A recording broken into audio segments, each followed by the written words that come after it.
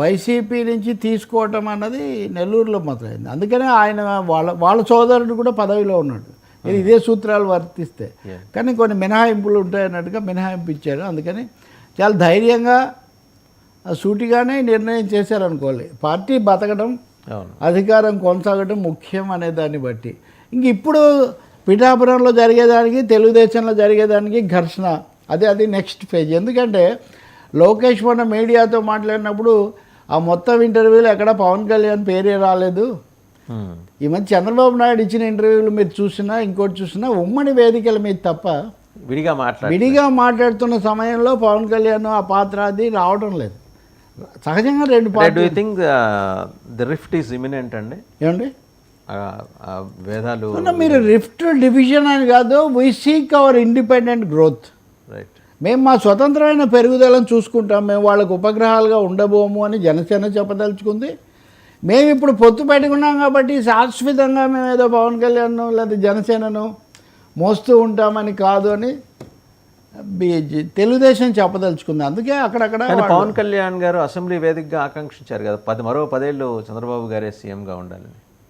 వారి నాయకత్వంలోనే మేమందరం పొత్తు కొనసాగుతుంది మాదే అని ఆయన చెప్పారు. కానీ అదే సమయంలో ఇంకా చాలా విషయాలు కూడా ఆయన చెప్పారు. నేను అలాంటివి కూడా చెప్పాను. మీరు ఆయన అసెంబ్లీలో ఏం చెప్పారు, ఆయన మా మధ్యలో ఎన్ని తేడాలు ఉన్నాయి అంటే తేడాలు ఉంటాయి, ఉండబోతున్నాయి అని చెప్తున్నాడు. కాబట్టి 2 వేరే పార్టీలు ఉన్నారు, తేడాలు ఉంటాయని అంటే కాబట్టి పెరుగుతూ ఉంటాం మేమని. కాబట్టి ఇంకా వేరే ఇదేముంది.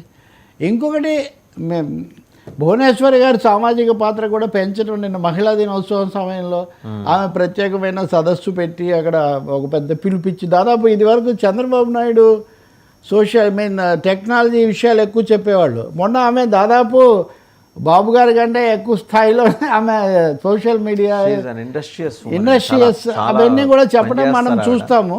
అందువల్ల తెలుగుదేశం పార్టీలో ఇంకో పవర్ సెంటర్ లేదా ఒక నాయకత్వ స్థానంలో, గౌరవప్రదమైన స్థానంలో భువనేశ్వరిని ప్రతిష్ఠించడం కూడా మనం చూస్తాం.